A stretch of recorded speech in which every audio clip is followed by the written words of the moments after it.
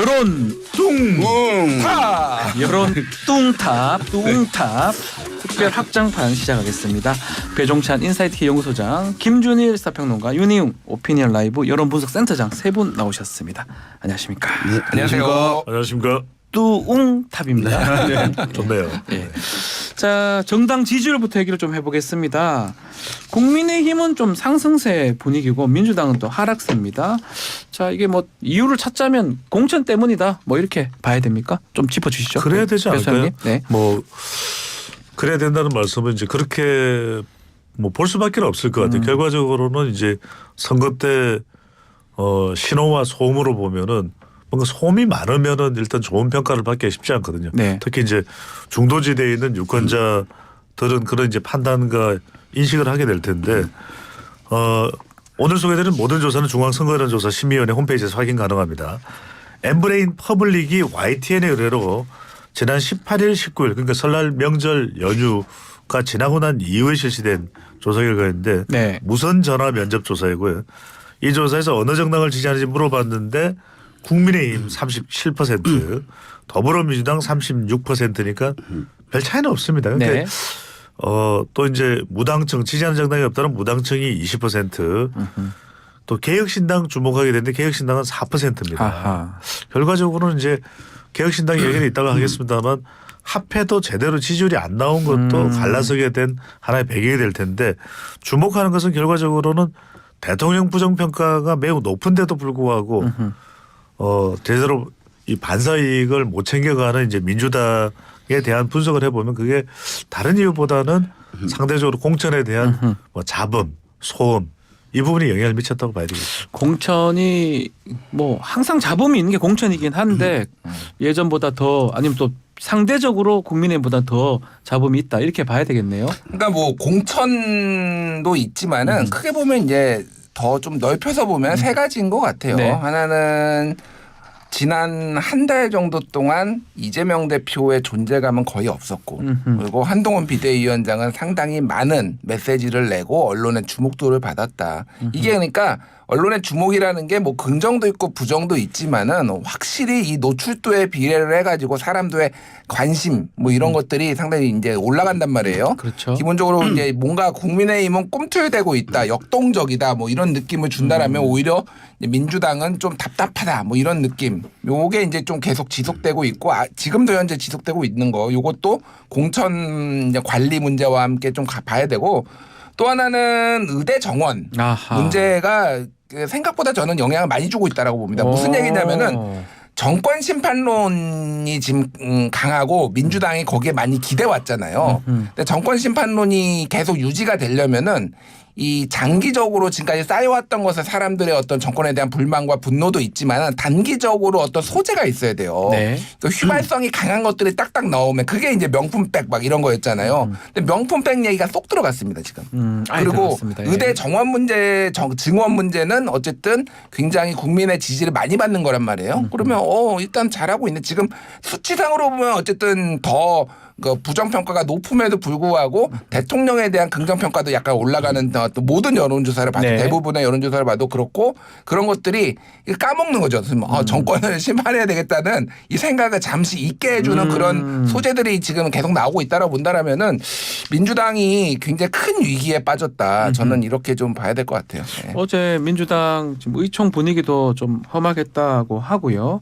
또 그리고 뭐 정세균 또 김부겸 전 총리 같은 경우는 제대로 하지 않으면 총선의 역할 없을 것이다.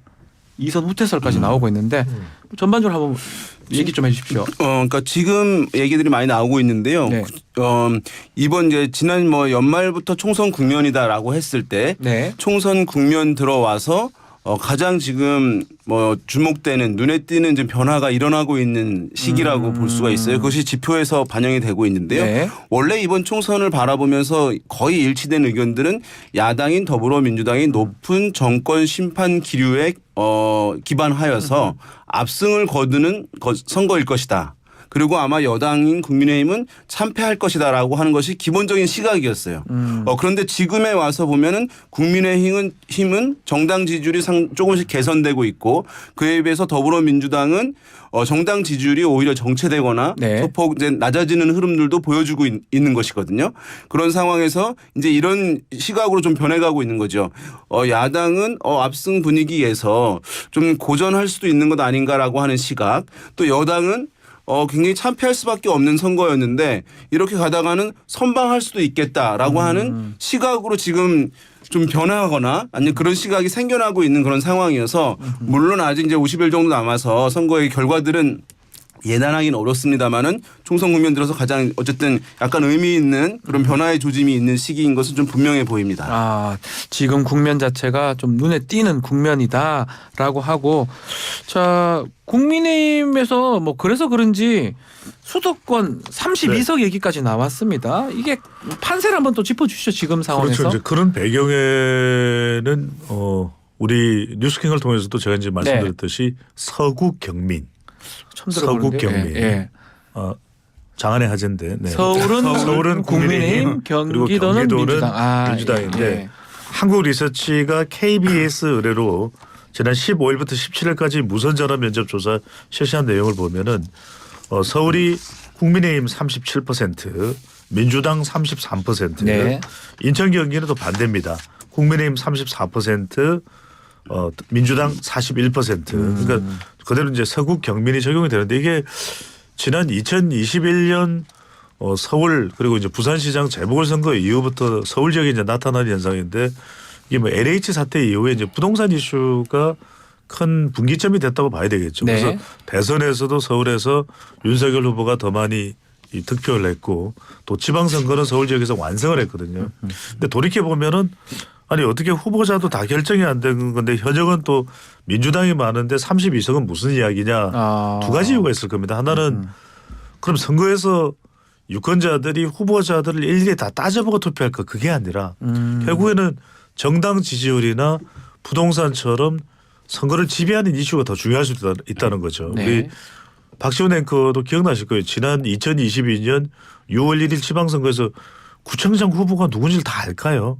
그냥 기억이 잘 안 납니다. 가서 뭐 예. 국민의힘 그다음에 대선 영향도 있겠지만 민주당 이렇게 찍는 것이거든요. 그렇다면 이 여세 이 여파가 상당히 중요할 수밖에 없다라는 거. 그다음에 이제 또 하나는 뭔가 잡음을 이야기했잖아요. 예. 지금 서울 공천과 관련해서 국민의힘은 잡음이 최소화되는 반면에 서울은 지금 사실상 서울에서 주목받는 인물 두 사람이죠. 이 김영주 국회 부의장 그리고 박용진 사실 우리 이 뉴스킹에도 출연한 바가 있는 네, 박용진 그렇죠. 의원이고 예. 유치원 3법으로 상당히 스타 국회의원이죠. 그러니까 이게 어떤 상황으로 번지고 있냐면 왜 합의 10%일까 이 파장이 만만치가 않아요.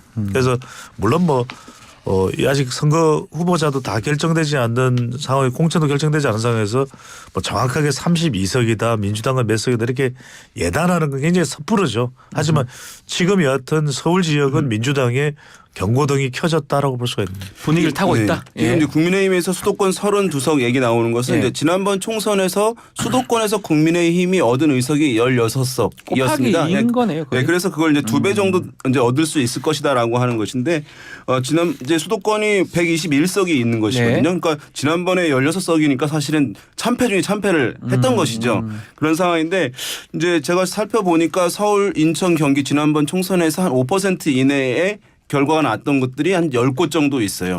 네, 근데 사실 그때 결과가 대부분 이제 두 자릿수 이상 차이가 난 상황인데 어쨌든 한 자릿수 차이 난 곳 같은 경우는 지금 분위기에서 국민의 입장에서는 한번 해볼 만하다는 생각이 이제 들 수 있는 것이고 네. 거기다가 지금 제3 신당 요인이 있죠. 있어요. 제3 정당 요인이 있는 거예요. 그러니까 지난번 총선에는 그게 이제 없었던 것이거든요. 그러니까 그러면 오히려 민주당에 대한 지지표에서 이탈 가능성이 좀 더 높을 수 있는 것이거든요. 그렇다고 한다면 이제 국민의힘에서 그렇게 이제 의석을 지난번보다는 좀 더 2배 정도 얻을 것을 이제 목표로 하고 있다는 것은 나름 이제 근거는 있는 것이긴 할 텐데요. 네. 다만 해당 지역구들은 이제 각 후보들을 인물 경쟁력까지 이제 봐야 되는 상황이기 때문에 좀 지켜볼 문제입니다. 그 근거가 있긴 있네요.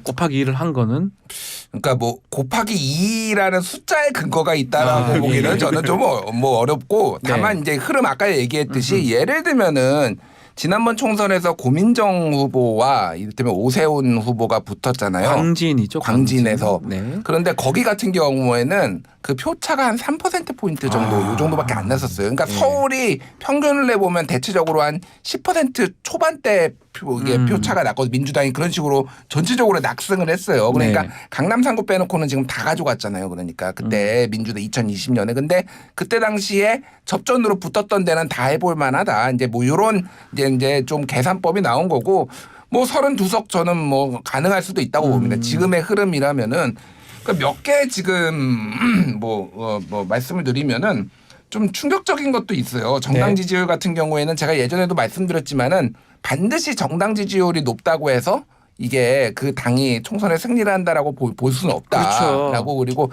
단기적으로 막판에 총선에 어떤 이슈가 막 벌어지는 예를 들면 2020년 총선 같은 경우에는 재난지원금을 정부가 준다고 했을 때 미래통합당이 강하게 반대를 하면서 확 이게 좀 여론이 안 좋아졌거든요. 네. 그러니까 뭐 이런 이슈들도 감안해야 되는데 어쨌든 뒤로 갈수록 총선에 근접할수록 굉장히 중요한 그러니까 바로미터가 된다라는 거는 부인할 수가 없는 겁니다. 근데 지금 한길리서치가 쿠키뉴스 의뢰로 2월 17일에서 19일 유선과 무선 자동응답 ARS 병행 조사를 했는데 네.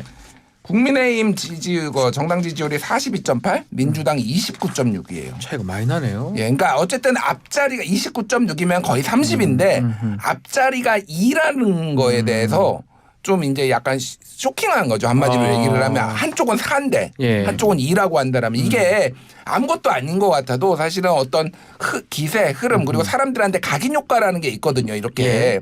그러면은 이 부분에 있어서는 민주당이 좀 심각하게 생각할 필요가 있다. 예. 근데 어떤 분들은 이렇게 이제 얘기합니다. 이게 뭐 샤이 진보층이 지금 또 있는 건 아니냐. 네. 이제 또는 진보 서양층이 응답 표출을 좀 덜했기 때문이다. 그런 분석도 또 있는 이제 것 같긴 보수층들이 한데. 예. 과다 응답을 한 것이다. 이제 이런 얘기인데 과다 표집 뭐. 일정 부분 뭐 그런 현상들이 있을 수는 있어요. 하지만 이제 샤이라고 하는 현상은 네. 그 자체로 결과인 것이거든요. 네. 그러니까 정당 지지율이라고 하는 것은 질문에 의해서 응답을 하는 것인데 어느 정당 지지하십니까 했을 때 나는 어느 정당 지지합니다라고 얘기를 하는 거예요. 아하. 그러면 그 지지한다고 얘기하는 것이 뭐랄까요?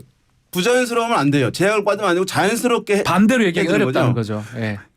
그리고 이제 정당이 이제 사실 하는 일은 그렇게 우리 정당을 지지한다고 얘기하는 것을 부끄럽지 않고 당당하게 해주는 근거들 계속 제공해주는 싸움인 거거든요. 선거라고 하는 것은. 그렇죠. 그러니까 지금은 뭐냐 하면 내가 민주당을 지지합니다라고 선거 국면인데 얘기하는 것이 일정 부분 제약되는 흐름이 있다는 것이거든요. 네. 그것이 뭐 샤이든 어쨌든이지만 결과로서 나타나고 있는 것이기 때문에 아마도 제가 봤을 때는 야당으로서는 캠페인에 대한 정비가 좀 필요한 시기 아닌가 생각됩니다. 자, 그리고 비례대표 이번 선거에도 네. 뭐 좀 중요하지 않을까 생각이 드는데 비례대표 투표 정당 관련 여론조사 흐름도 한번 봐야 될 것 같아요. 그렇습니다. 앞서 어떻습니까? 소개해드렸던 엠브레인 퍼블릭과 YTN의 조사인데 지역구 정당과 비례대표 투표 정당을 다 물어봤습니다. 네. 지금 비례대표 투표 정당이 이제 궁금하니까 이 부분을 먼저 소개를 해드리면 비례대표 투표에서 어느 정당에게 투표하겠느냐고 했더니 말 그대로 우리가 이름을 모르는 좀 익숙하지가 않은 이제 정당이 등장합니다. 이른바 이제 위성 정당이죠. 국민의힘 위성 정당인 국민의 미래에 투표하겠다 31%, 31입니다. 더불어민주당 준비 중인 통합 비례정당이 25%, 네. 녹색정의당 2%, 개혁신당 7%. 이때는 아직 분리되지가 않았을 때입니다. 예. 그리고 기타 정당이 7이고 여전히 이 투표할 정당이 없다가 무응답이 21%로 나타났거든요. 여기서 한번 가만히 보면 투표 정당 지역구하고 비교를 해보면은 총선 투표 정당에서는 이 더불어민주당의 이 준비 중인 이제 통합 비례정당의 응답 비율이 낮아요. 이건 결과적으로는 개혁신당이 됐든 지금 비례투표에서는 이 민주당 쪽이 여하튼 이 어느 정당인지 아직까지 인식이 잘 안 되고 있다. 이런 부분이 민주당으로서 이제 부담일 테고 그럼 개혁신당은 지금 7%인데 합했는데도 두 자릿수가 안 되거든요. 네. 그럼 자 이준석 대표하고 이낙연 신당이 이제 갈라지는데 그러면 어느 쪽이 더 이제 민주당과 국민의힘으로 봤을 때는 비례 투표에서 타격일 거냐. 결과적으로는 이게 지역구도 그렇지만 수도권을 중심으로 해서 민주당 현역들이 공천에 반발하고 지금 김영주 부회장도 탈당 선언을 한 상태입니다. 그렇죠. 탈당했습니다. 박용진도 머리 끝까지 하가 치밀지만 민주당을 지키겠습니다 하면서 계속 또 방송은 나가고 있어요. 그러니까 엄청나게 화가 났다고 이렇게 볼 수가 있겠죠. 그러니까 이런 상황들이 비례투표까지 영향을 주고 어느 정도의 숫자가 참여할지는 모르겠지만 두 자리 정도 숫자 10명이 넘겠죠. 네. 이 이낙연 신당 쪽 새로운 미래 쪽으로 민주당 현역 탈락자가 합류한다. 이건 상당히 민주당으로서는 골치 아픈 일이 돼요.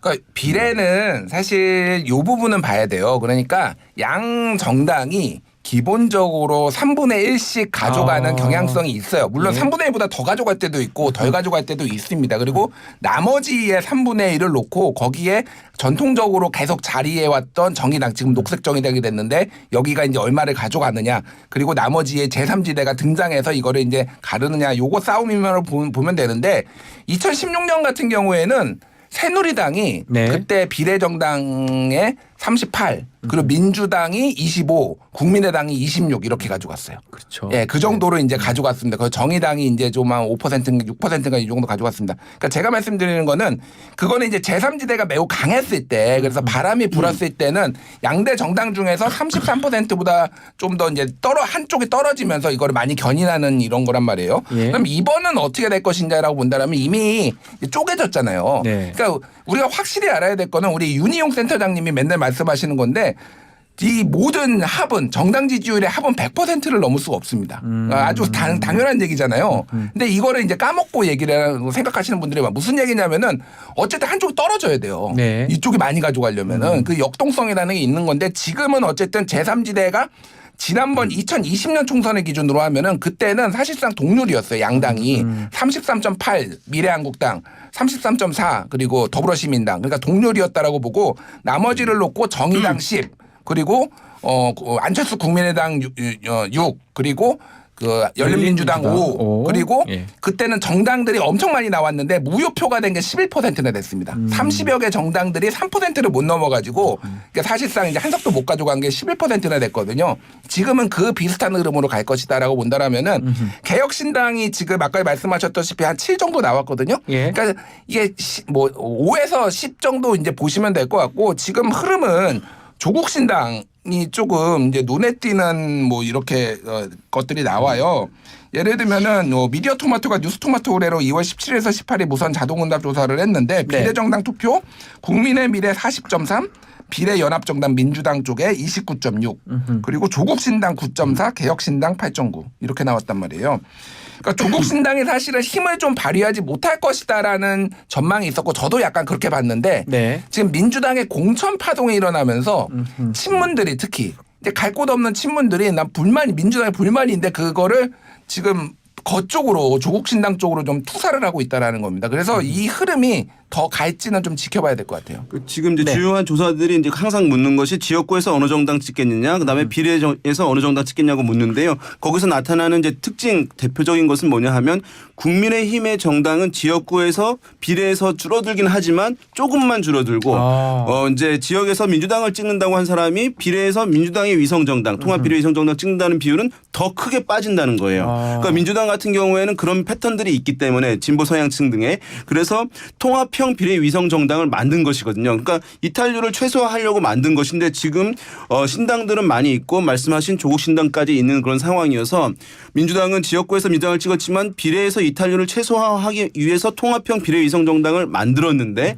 그 얻으려고 하는 이제 소기의 목적 효과가 지금 이제 신당들이 좀 많이 있어서 좀 제약이 될 수밖에 없는 흐름 아닌가 이제 이렇게 좀 보여지는 것이 이제 핵심이라고 할 수 있겠습니다. 개혁신당이 뭐 한 11일 만에 지금 갈라진 상황인데 이 갈라진 부분 선거에 영향이 좀 있을까요? 또 앞으로도 봐야 되겠지만요.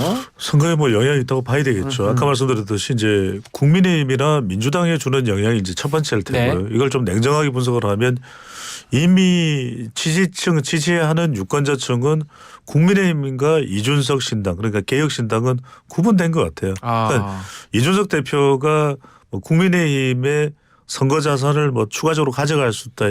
이건 명쾌한 분석은 아닌 것 같아요. 그러니까 이미 유권자들은 국민의힘을 지지하는 것과 그다음에 이준석 개혁신당을 지지하는 유권자층은 이미 분리가 됐다. 주로 이제 예. 남쪽 커뮤니티에서 이제 팬덤의 엄청난 반발에 따라서 결과적으로는 갈라서기로 결정할 수밖에 없었던 것으로 네. 해석할 수가 있겠고요. 민주당의 경우에는 바로 이제 공천 이 파장 부분입니다. 그러니까 친문계, 비명계 이 탈락자들이 그냥 그대로 수긍을 하면 모르겠는데 대체로 지금 이 반발 여파가 심상치가 않아요. 그러니까 말은 뭐 민주당을 지키겠습니다 그러는데 사실 얼굴 표정을 볼 때는 화가 머리 끝까지 치밀어 올라서 언제 폭발할지 모를 것 같아요. 네. 그러니까 이게 유권자들한테는 전달이 되는 거거든요. 그리고 실제로 두 자릿수 정도가 이제는 이 이낙연 신당으로 새로운 미래로 재편이 됐기 때문에 돌아갔기 때문에 친문계 의원들은 더 명분을 가지고 무소속 또는 이 이낙연 신당을 선택을 할 수가 있겠죠. 예. 그럼 이들이 되면은 수도권 다자대결 구도에서는 이 현역 의원인 민주당이 아닌 현역 의원과 맞붙어야 되는 민주당 도전자가 되면은 여기다 이제 국민의힘까지 있죠. 상당히 민주당으로서는 곤혹스럽고 국민의힘으로서는 어부지리를 얻겠다라는 게 아까 말씀드렸던 수도권 32석 분석의 국민의힘 당선 가능성에 대한 해석이 될 수 있겠고요. 문제는 이제 이런 부분이죠. 그다음에 조국신당 같은 경우에는 결국은 이렇게 보시면 될 것 같아요. 조국이 됐든 추미애가 됐든 송영길이 됐든 민주당 지지율을 쪼개서 가져가는 거예요. 아하. 그러니까 조국신당에 대한 아까 김준일 대표의 이 분석이 최근에 발표되는 여론조사와 달라졌던 이유는 뭐냐면 친문계 이른바 이 반명, 비명계 이 강성 친문 지지층들은 조국 팬덤이 있는 거예요.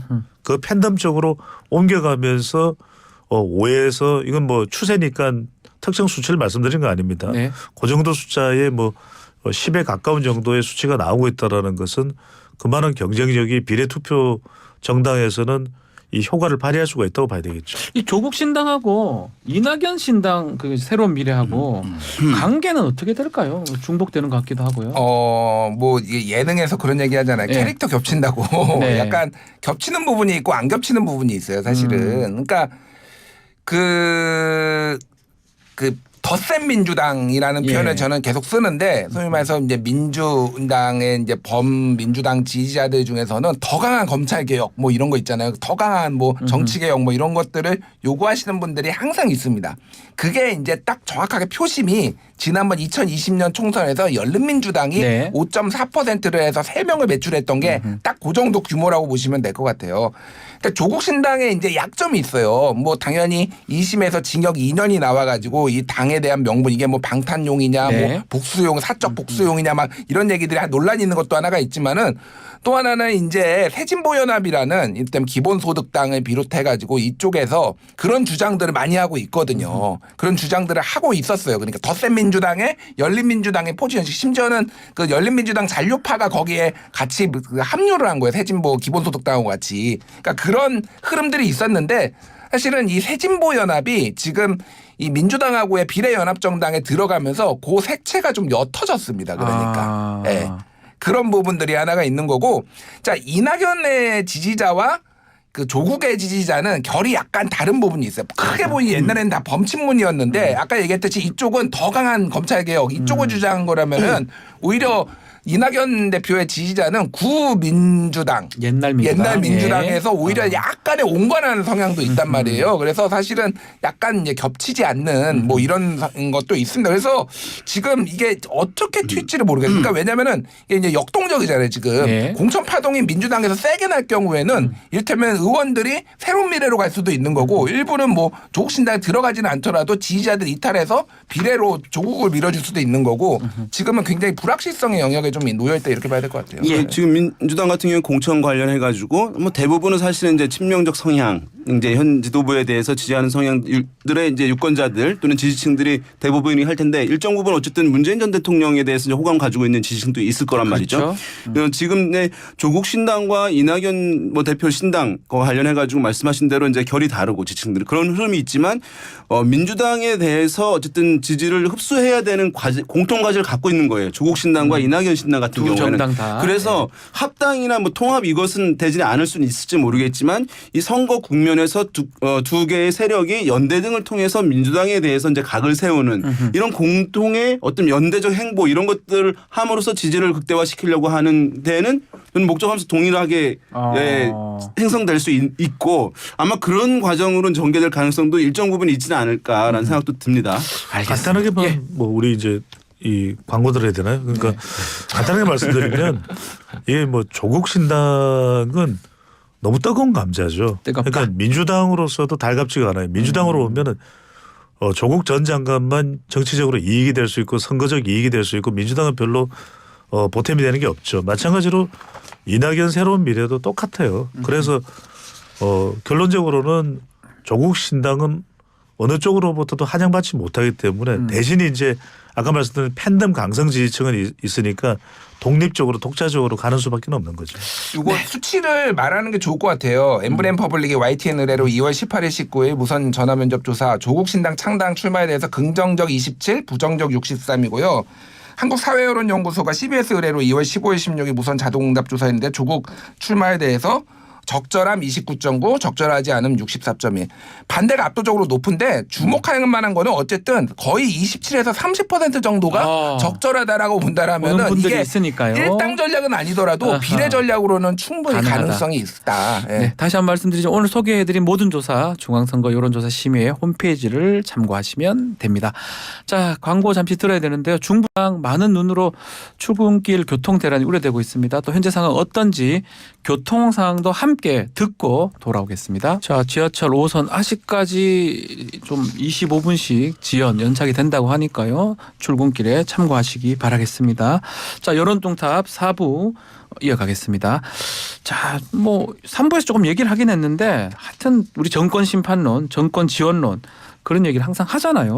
특히 총선이나 이 정권 중에 할 때 그런 얘기들이 나오는데 실제로 지금 심판론하고 지원론 이거 차이도 조금 줄어드는 게 사실입니까? 몇 개 좀 소개를 해드리고 말씀드리는 게 좋을 것 같아요. 한국리서치가 KBS 의뢰로 2월 15일에서 17일 무선전화 면접 조사한 거 보면은 여당의 힘 실어야 40 그리고 야당의 힘 실어야 49. 그러니까 40대 49로 그러니까 민주당에 표를 주겠다라는 사람이 좀 더 많다 이렇게 보시면 될 것 같은데 그런데 엠브렘 퍼블릭의 YTN 의뢰로 2월 18일 19일 무선전화 면접 요 엠브렘 퍼블릭 거에 보면은 총선 구도가 야당에 더 힘을 44, 여당에 더 힘을 42. 그래서 이거는 뭐 수치는 그러니까 뭐 정권 심판은 조금 더 높지만 오차범위 내라. 이거는 엎치락뒤치락하고 있다 이렇게 보시면 될 것 같아요. 조사마다 다 달라요. 조사마다 다른데 확실한 거는 정권 심판론이 소위 말해서 야당에 더 힘을 실어줘야 된다라는 게 거의 모든 여론조사에서 그 격차가 줄어들고 있다라고 보시면 될 것 같고 중요한 게 이겁니다. 그러니까 2020년 4월 둘째 주 갤럽 조사가 이게 있어요. 그러니까 그래서 쉽게 얘기를 하면은 정권 지지를 위해서 여당 당신은 민주당을 지지하겠다가 그때 당시에 49였고요. 그리고 정권을 견제하기 위해서 야당의 미래통합당을 지지하겠다가 39였어요. 49대 39 그때 총선 바로 그 주에 이 4년 전에. 그러니까 10% 포인트잖아요. 근데 결과는 180대 103이 났습니다. 사실 그러니까 이 10%포인트 차이가 그 정도까지 180대 103의 결과를 낼 것인가에 대해서 사실 아무도 좀 예측하기가 어려웠던 상황이었는데 아까 얘기했듯이 단기 휘발적으로 재난지원금이라든지 이런 것들에 사람들의 굉장히 뭐 분노, 이제 미래통합당 심판론을 자극을 했거든요. 그러니까 그 단기 변수를 봐야 되지만은 기본적으로 10%포인트 이상이 만약에 한쪽이 이긴다. 요 정권 심판론과 정권 지지론이 그러면은 그 정당이 우세해요. 그러니까 일반적으로 과거 사례를 봤을 때.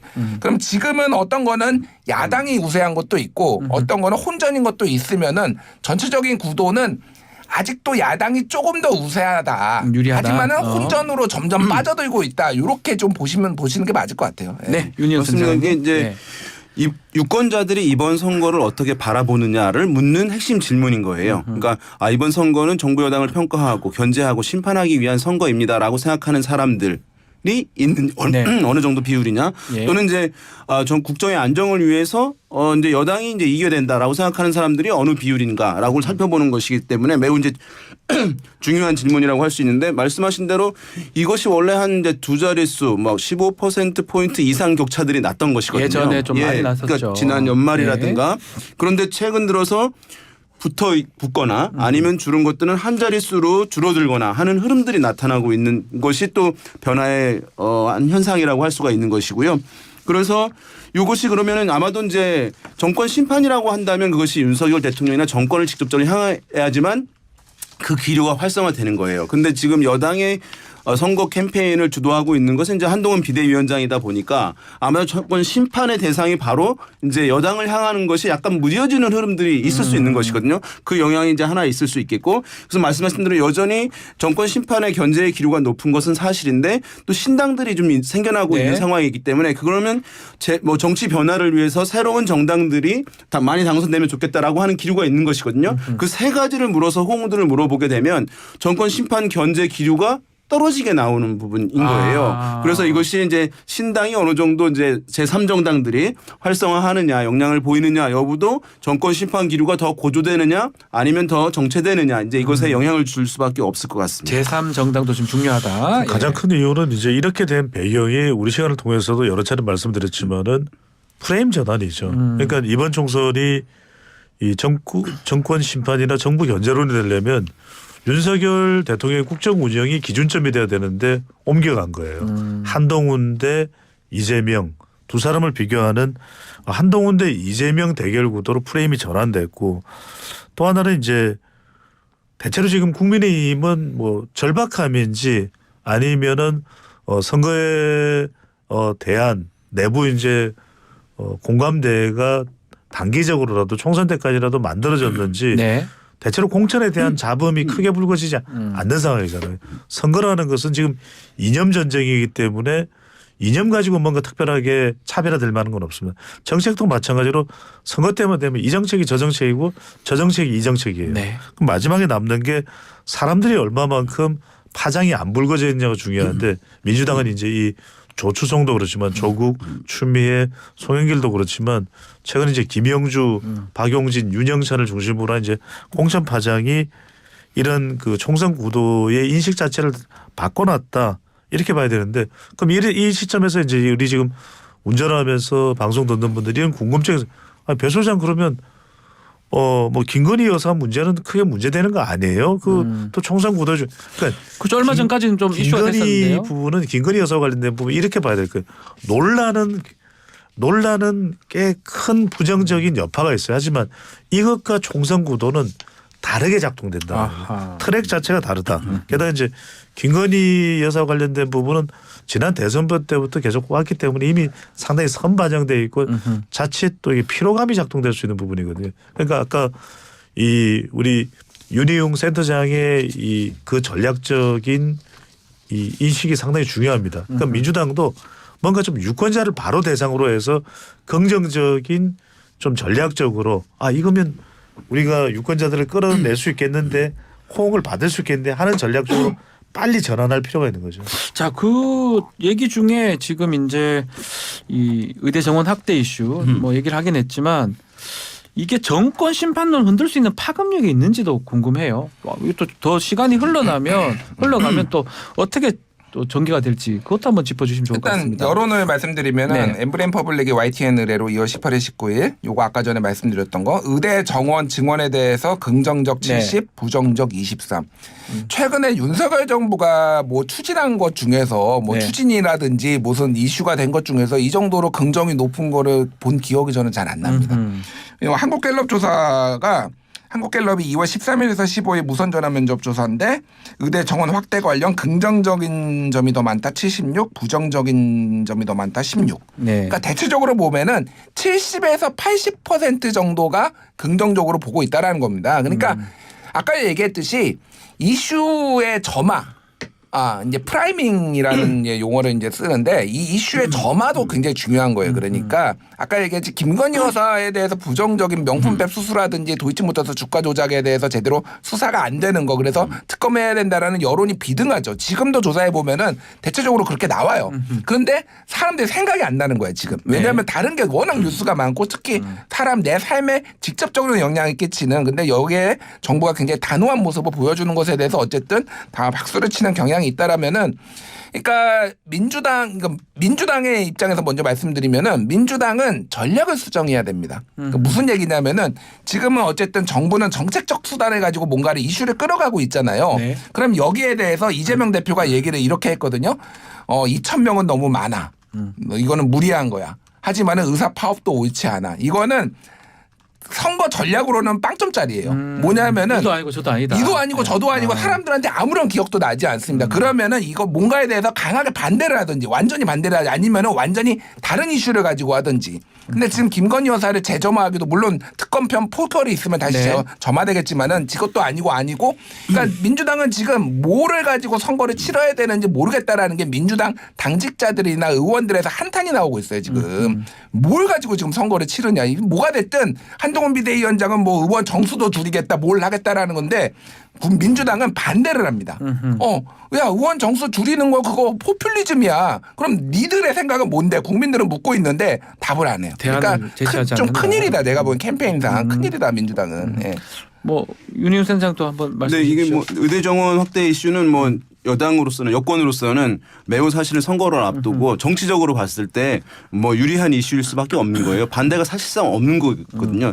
70% 80%의 이제 호응이 있다고 하는 것은 우리가 일반적으로 당신은 뭐 독도는 어느 땅이에요라든가 네. 아니면 이제 너무나 기본적인 것이어서 이것이 뒤바뀔 염려도 사실은 없는 상황이고 아마도 좀 정무 라인 쪽에서는 이것을 어쨌든 최대한 선거에 유리하게 작용할 수 있도록 아마 생각하는 부분들이 있을 수밖에 없고 그래서 극적 효과도 누리고 갈등이 일정 부분이 있어주는 것이 아마도 여권에 나을 것이다라고 한 판단도 있지 않을까 생각돼요. 선거를 바라보는 관점에서는 다 그렇게 생각할 수밖에 없거든요. 예. 왜냐하면 이것을 매우 이제 자연스럽게 해결된다라고 하면 그 극적 효과가 사실 없는 것이기 때문에 아마 그런 측면에서도 사실은 여권에 긍정적 효과로 작용할 가능성이 있고 정권 심판론 같은 경우에 대비되는 것이 정부 지원을 위해서 또는 국정 안정을 위해서 여당 후보를 찍어야 한다. 여당 후보가 다수 당선되는 게 좋다라고 하는데 공감들을 물어보는 것이거든요. 네. 그때 이제 지지의 근거를 제공해 주는 것으로서 우리는 이제 의사 정원 확대를 한다. 의대 정원 확대를 한다라고 얘기하는 것이니까 국민들 입장에서는 잘한다고 하는 근거로 이제 수용될 수 있는 측면이 있기 때문에 뭐 정권 심판론은 이것을 그렇다고 해서 야권이 정권 심판론이 아닌 다른 걸 찾을 수는 없겠습니다만은 여권층이라든가 중도층에는 일정 부분 긍정적으로 작용하는 이슈인 것은 분명해 보입니다. 네, 좀 전입니다. 윤희용 센터장 언급했던 그 정권 심판론 안정론이 예전에 10% 이상 차이 났다는 부분 이 갤럽이 조사했던 내용이에요. 작년 12월 5일부터 7일간의 무선 전화 면접 조사를 했던 거고요.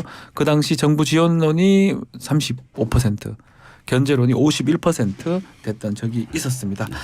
알겠습니다. 자, 정권 심판론 또 견제론 얘기도 좀 했고요. 좀 공천 확정된 곳도 한 번씩 좀 짚어보죠. 가상 대결 조사도 지금 있는 것 같아요. 먼저 이재명 대표 지역구 인천 계양 을이잖아요. 어떻습니까? 네. 지금 원희룡 전 장관 공천이 됐잖아요. 그래서 먼저 이제 발표된 조사 결과로 네. 분석을 해드리겠습니다. 여러 조사가 나와 있는데 가장 최근에 또 오늘 방송에서 인용을 하는 조사 결과는 한국리서치가 KBS 의뢰로 아까도 개요를 말씀드렸죠. 15일부터 17일까지 무선 전화 면접 조사를 한 것인데요. 지역은 이제 인천 계양을 주민 유권자를 대상으로 한 것입니다. 이 조사에서 가상 대결 이재명 대 원희룡의 대결입니다. 이재명 44%, 원희룡 34%. 그러니까 10% 포인트의 차이인데. 근데 이 지역에서 간과하지 말아야 될 것은 굉장히 주목도가 높습니다. 주목도가 첫 번째 매우 높고 네.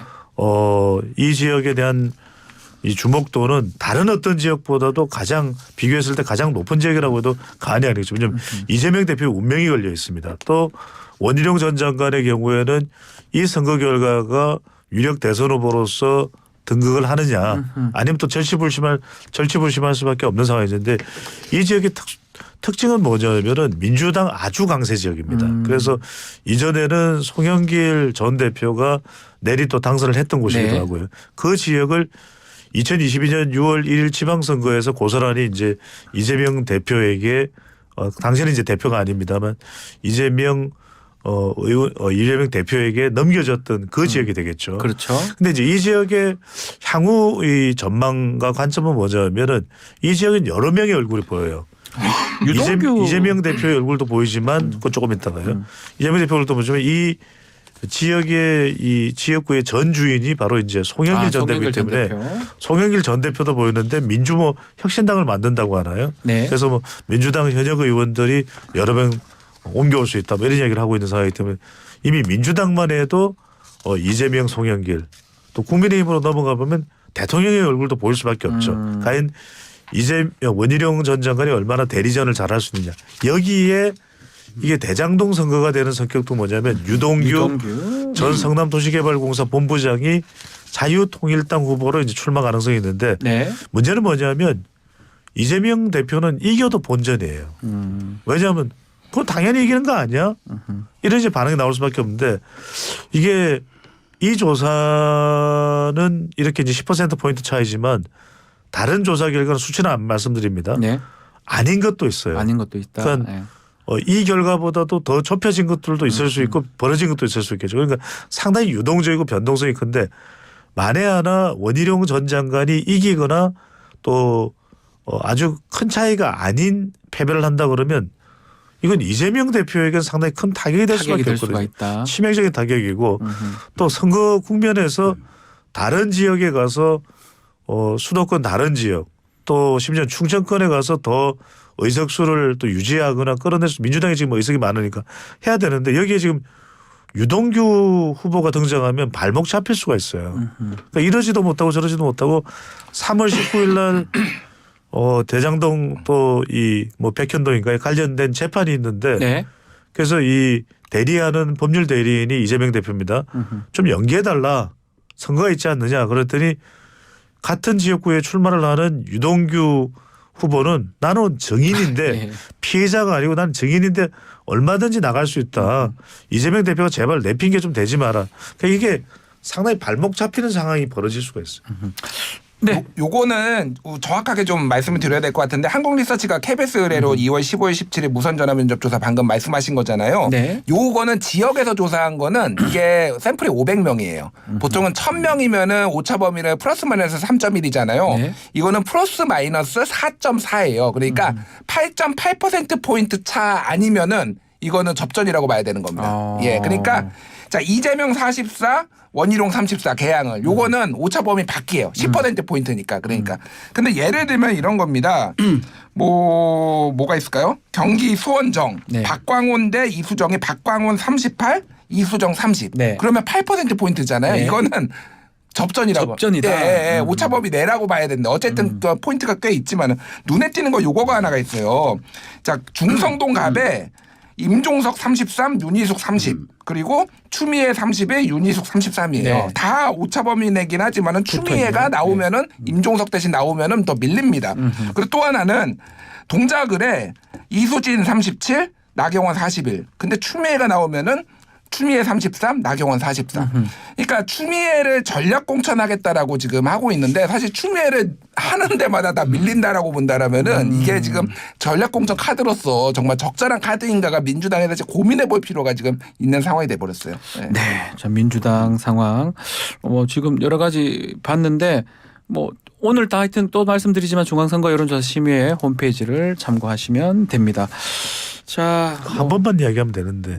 워낙 이거 중요해서요. 너무 민감 방심이가 너무 민감해. 아닙니다. 예. 이걸 많이 지적을 하나요? 지킬 건 지켜야죠. 네, 알겠습니다. 자, 오늘 여론 뚱탑은 여기서 마무리를 하겠습니다. 김준일 평론가, 또 배종찬 소장, 윤희용 센터장 세 분 감사합니다. 감사합니다. 고맙습니다.